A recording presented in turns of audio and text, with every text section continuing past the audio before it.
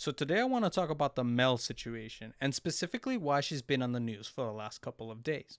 If you don't know who Mel is a player for version 1 Valorant. She is their IGL and has been with some of these players since they were on Cloud9 White. If you've never heard of these teams, it's most likely because you don't know about this other division that Valorant has called Game Changers, a division that specializes in women and people of marginalized genders. Now, today we're talking about a situation that transpired in SeanGares' podcast. So let me show you a clip of exactly what has happened. From what I understand and what I have heard, Mel has not gotten opportunities to even practice or scrim with any tier 1 teams because every single time that she has approached with her agent to try to make this happen, there has been at least one player on the teams that does not want to play with a woman. Wait, what? This is what I've been told. There's and no what I understand. way. There's just no way. I don't do that. Every single team. Okay, so these claims are actually pretty serious. Slasher is claiming here that Mel isn't being able to enter trials with tier 1 teams because she is a woman. Now, off the bat, I'm sure you're picking up your pitchfork right now and saying, well, why? Mel has been a proven player time and time again. And well, the story doesn't quite end here because the internet took all of their pitchforks and went on a manhunt trying to figure out, who was the person who were the people who didn't want to play with Mel? Where are the sources from Slasher coming? Like, is this conjecture? Like, what is going on? And it took a while to get a response, but I didn't want to make a video until we actually got a response from Mel herself. And we did get it. For those who only want a few sentences, here it goes. I've been denied opportunities to trial for co-ed Valorant teams with a handful of talented co-ed rosters over the years for reasons that include teams not wanting to pay a buyout for me because I was viewed as, and I quote, too valuable of an asset to release this close to partnership selection when I'm so pivotal to my org's application. Now, what she's talking about here is the situation when she was on Cloud9 White and her not wanting to be released so she can join a Go-Ed team or another Game Changers team because C9 was entering the partnership application towards the end of last year's VCT circuit. And so she wasn't released because she was the North American Game Changers champion at the time, and like she said, she was too valuable of an asset for that org for them to release her. There was at least one situation where I was being considered, but it was too soon to communicate back to me from a tier 1 team that was not comfortable playing with a woman. Now, what she's saying here is that in this one instance, there was communication with a tier 1 team, but it fell through because one player on that team was not comfortable playing with a woman. I let it rest and have not spoken about this as a not to be risk being viewed as a liability to other teams. So she has kept this very low key because she doesn't want to bring this up and, potentially harm her chances in the future to be with another tier 1 team.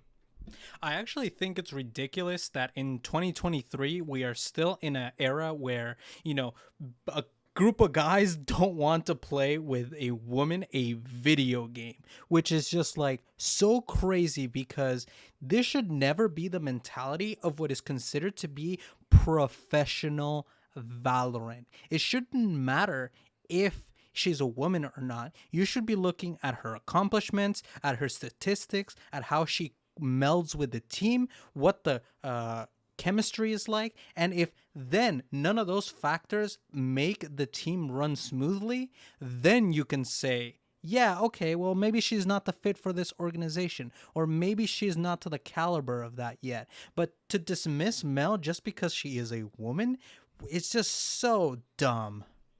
I don't know why this has resurfaced, but I feel like I have no choice to share because I see people saying this could never happen and that it's impossible. I also don't want to be unfair to a lot of individuals who have experienced something similar and deserve validation. Rather than me taking this opportunity to pretend it didn't happen, now it has been publicly shared without my consent. And so she's talking specifically at Slasher in this comment. She's saying she didn't want to share this because not because she didn't want to validate other people and maybe maybe kind of be on that same level where other women have potentially been denied co-ed spots. But she's saying because she didn't want to harm her opportunities to be with another team, and she also didn't want to share this publicly. Slasher did it, or he got very close to the story, and he shared it without asking Mel. And this turned the internet into a storm again. I was mortified when I woke up this morning to see my face plastered all over articles. I've tried so hard to share my experiences with this process. I've also suggested ways that we could work with Riot and teams to improve Game Changers players' chances of playing on co-ed rosters. Even worse, I feel so embarrassed that pros and other peers are having to make statements to defend themselves because the masses are coming after them. I just want to play the game and grind to improve my teammates. It's so distracting. I didn't talk about this with anyone, but now it feels like everyone thinks that I'm making excuses for myself. Now it feels like it's my responsibility to act since my name was attached to it. So now, because all of this has come out, she has to come out and defend herself, defend other people because of comments that were made by Slasher. And I'm not gonna grill the guy too much. I'm doing the same thing. I'm reporting on rumors that I hear. But if I was in a situation where potentially something that may or may not be true that is this heavy, I would not report on it. Like I said, I waited for this statement by Mel herself to come out before saying anything. And if you are ever in a situation where you want to make videos or you want to make content specifically about roster rumors or, things going on backstage in the VCT area, wait until you have a reputable source or from the person directly before you comment on news, specifically about delicate situations like this. You don't want to put your name out there on a story that may be considered false and could disparage other people's future work conditions, which is what Slasher has done in this instance. And of course, this is anecdotal and specific to my experience. The Valorant professional community has made me incredibly supportive of me and my teammates. I would never be anywhere where I am today without her support. Yes, Riot has given her opportunities to work in areas for Tier 1 that are not exclusively just playing. She was actually in a lot of America's broadcasting as a table analyst, and she did a great job. She felt like she belonged, and she is a really good player in the Game Changer scene. The vast majority of men in the professional community advocate for me, make themselves available for advice, defend me in ranked toxic lobbies, and vouch for me to their teams and other opportunities. Yes, people like FNS have come out and said that Mel is an incredible player. Yes, she is. There is no denying this. And, to give you the TLDR, she just continues on about the same, type of thing where she said like it's about her earning the spot. She writes here, she doesn't want people to feel like she inherently deserves to play Tier 1 or Tier 2. And now, this brings me kind of to my next point. We're not going to exit, this view quite yet. This is the latest result of the version 1 team. Now, version 1 is comprised of Fluorescent, Mel, I'm sorry if I'm butchering this. I don't really watch much Game Changers. Noia, Sarah, and Alexis. Now, Sarah, Mel, and Alexis are the core of Cloud9 White, a previous team. And they have won several championships against CLG Red. They won the first North American Game Changers. They beat them again in the second one. They beat Shopify Rebellion 3-1 for the third series.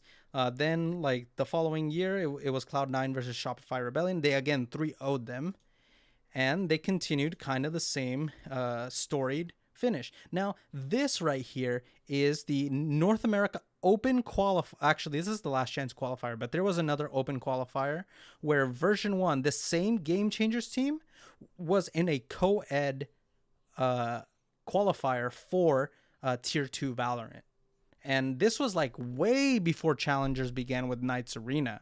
And as you could see, they didn't quite were able to beat this Team 4D, which is relatively unknown, but most of these are guys basically. And so, you know, they're not quite at the level of, you know, co-ed Valorant. And, you know, it's totally fine. Mel even said herself that she doesn't want to be given handouts. I don't think I deserve anything in Valorant. And she's saying it in her statement here based on results that have happened in the past. Now, this is not to say that Mel is a bad player. I actually think that given the opportunity for her to play in a co-ed roster, that she would actually thrive. There really is only 3 points that need to be made to conclude this video. 1. Slasher, you have a platform given to you by SeanGares. Use it responsibly. You already spread misinformation with the ASPAS less situation, and you've done it once again here with the Mel situation, hurting her more than helping her in reality. To Mel, I hope you have a great career coming forward and that you get that opportunity to participate in a co-ed Valorant roster and prove everybody wrong and show that you are a great IGL. And to the player who didn't want to play with Mel, I know this is an overused sentence, but you actually need to do better. It's 2023. You are a professional. Act like one. Thank you for watching. And if you enjoyed my content, please leave me a like and a subscribe. I have other videos where I talk about the Demon 1 and EG situation where they were all let go, and the resigning of TenZ and Zelsis, and the signing of John QT from M80. So if you enjoy some Roster Mania stuff, check those videos out. Other than that, thank you for watching, and have a good day.